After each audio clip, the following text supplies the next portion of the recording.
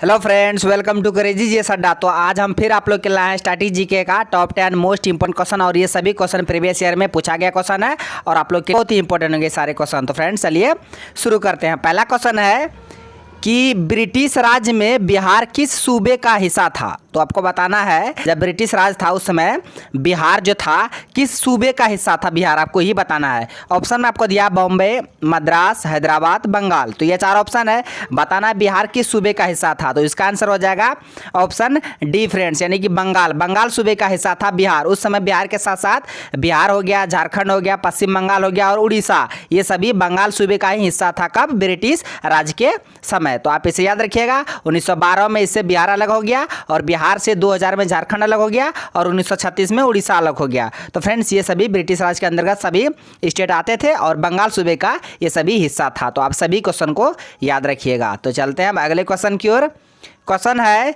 कि कौन सा राज्य वर्ष 2000 में बिहार से अलग हुआ था। फ्रेंड्स उसी से रिलेटेड एक क्वेश्चन पूछा था कि जो बिहार से जो अलग हुआ था 2000 में, कौन सा स्टेट बिहार से अलग हुआ था। ऑप्शन में आपको दिया छत्तीसगढ़, झारखंड, हरियाणा, उत्तराखंड।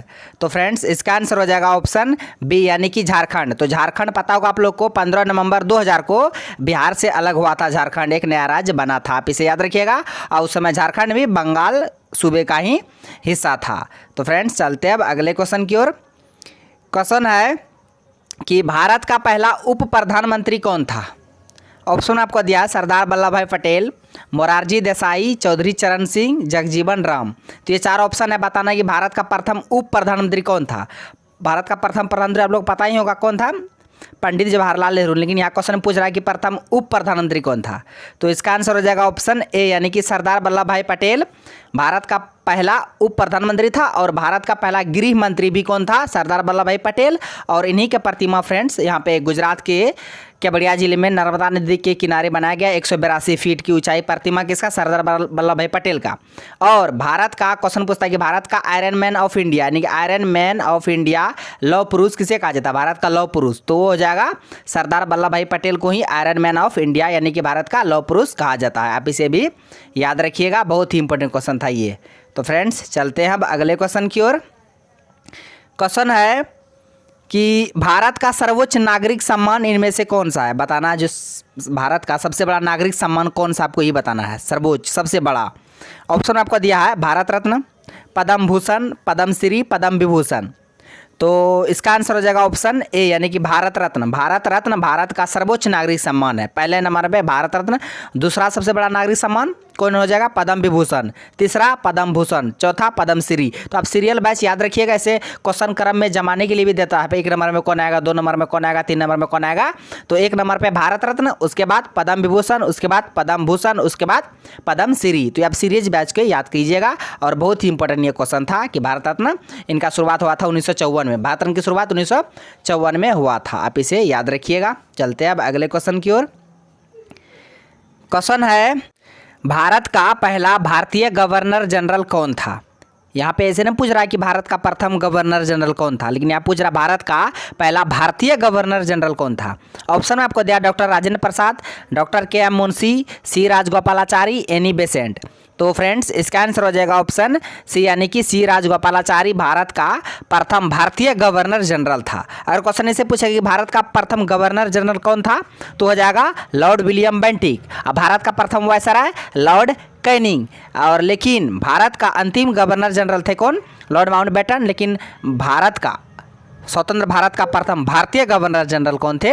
चक्रवर्ती राजगोपालाचारी। तो ये सभी क्वेश्चन को आप इससे रिलेटेड याद रखिएगा, बहुत ही इंपॉर्टेंट क्वेश्चन ये सब था। तो चलते हैं हम अगले क्वेश्चन की ओर। क्वेश्चन है कि बिहार किस मूल शब्द से लिया गया। जो फ्रेंड्स बिहार शब्द है, बिहार, ये किस मूल शब्द से लिया गया बिहार शब्द को। ऑप्शन आपको दिया चैत्य, विहार, वाहन, विक्रमशिला। तो इसका आंसर हो जाएगा ऑप्शन बी, यानी कि विहार। तो फ्रेंड्स विहार शब्द से बिहार की उत्पत्ति हुई है। आप इसे याद रखिएगा। जो फ्रेंड्स देखिए विहार जो है वो मूल शब्द से बिहार की उत्पत्ति है। विहार मूल शब्द से बिहार की उत्पत्ति हुई है। और जो बौद्ध अनुयायी थे उनका उपासना स्थल के जो मठ होते थे उन्हें विहार कहा जाता था, जिससे बिहार की उत्पत्ति हुई है। तो यानी कि आप लोग याद रखिएगा बिहार से बिहार शब्द की उत्पत्ति हुई है। और बिहार किस से रिलेटेड है? तो यह बौद्ध धर्म से रिलेटेड है। आप इसे याद रखिएगा। तो चलते हैं हम अगले क्वेश्चन की ओर। क्वेश्चन है कि इनमें से राज्यसभा का अध्यक्ष कौन होता है? अपर हाउस, जिसको हम लोग बोलते हैं उच्च सदन। राज्यसभा का अध्यक्ष कौन होता है? ऑप्शन में आपको दिया प्रधानमंत्री, राष्ट्रपति, उपराष्ट्रपति, विरोधी दल का नेता। तो इसका आंसर हो जाएगा ऑप्शन सी, यानी कि उपराष्ट्रपति। राज्यसभा का अध्यक्ष होते कौन? उपराष्ट्रपति। भारत के जो उपराष्ट्रपति अभी कौन है? एम वेंकैया नायडू। और ये राज्यसभा का सभापति है, अध्यक्ष है, आप इसे याद रखिएगा। और लोकसभा का अध्यक्ष कौन है? ओम बिरला। तो ये दोनों को याद रखिएगा। लोकसभा को निम्न सदन, राज्यसभा को उच्च सदन। लोकसभा को भंग किया जा सकता है, राज्यसभा को भंग नहीं किया जा सकता है। लोकसभा में सदस्य बनने के लिए न्यूनतम आयु 25 वर्ष होनी चाहिए और राज्यसभा में सदस्य बनने के लिए न्यूनतम आयु 30 वर्ष होनी चाहिए। तो ये सभी क्वेश्चन को आप याद रखिएगा। ये क्वेश्चन पॉलिटी से था, अब बहुत ही इंपॉर्टेंट क्वेश्चन था ये। तो चलते हैं अब अगले क्वेश्चन की ओर। क्वेश्चन है कि द्रोणाचार्य सम्मान किसे दिया जाता है? द्रोणाचार्य सम्मान आपको बताना है। ऑप्शन आपको दिया सर्वोच्च पहलवान, सर्वोच्च बल्लेबाज, सर्वोच्च टेनिस खिलाड़ी, सर्वोच्च प्रशिक्षक।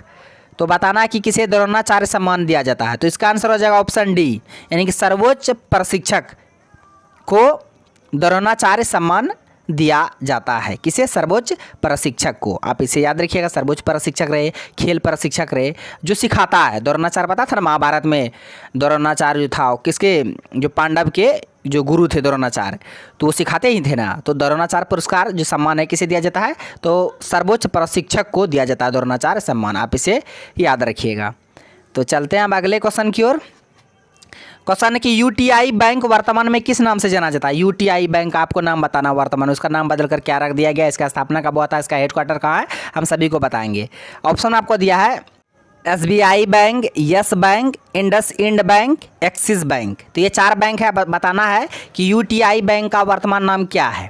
तो फ्रेंड्स इसका आंसर ऑप्शन डी हो जाएगा एक्सिस बैंक। तो यूटीआई बैंक का नाम बदलकर एक्सिस बैंक कर दिया गया है, रख दिया गया है। हम जान लेते हैं यूटीआई का फुल फॉर्म क्या होता है। तो यूटीआई का फुल फॉर्म होता है friends unit trust of India.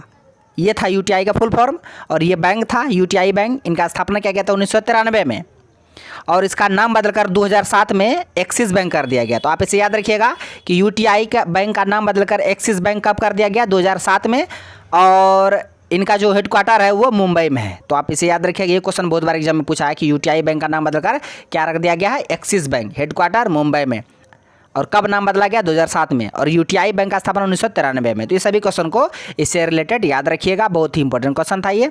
तो चलते हैं आज का टॉप 10 क्वेश्चन का ये लास्ट क्वेश्चन है कि किस नदी को बिहार का शोक कहा जाता है? ये क्वेश्चन आपको पता ही होगा। इस क्वेश्चन का आंसर आप लोग कमेंट बॉक्स में दीजिएगा। ऑप्शन आपको दिया यमुना, सिंधु, कोसी, बागमती। तो किस नदी को बिहार का शोक कहा जाता है? इसके अलावा बंगाल का शोक पूछेगा तो दामोदर नदी, चीन का शोक पूछेगा तो हुआंगहो या पीली नदी, असम का शोक पूछेगा तो ब्रह्मपुत्र नदी। तो ये सभी क्वेश्चन को आप याद रखिएगा। इस क्वेश्चन में कह बिहार का शोक किस नदी कहा जाता है? इसका आंसर आप लोग कमेंट बॉक्स में दीजिएगा। तो फ्रेंड्स आज का क्वेश्चन बस यहीं तक था। आई सारे क्वेश्चन समझा दिए विद एक्स्ट्रा फैक्ट के साथ। अगर आप नए हैं तो मेरे यूट्यूब चैनल करेजी जी संडा को सब्सक्राइब करें और बेल आइकन को भी हिट कर दीजिए ताकि हर एक लेटेस्ट वीडियो का नोटिफिकेशन तुरंत आप तक पहुंच जाए। Thanks for watching video. धन्यवाद। मिलते हैं अब नेक्स्ट वीडियो में नेक्स्ट स्टेट के साथ।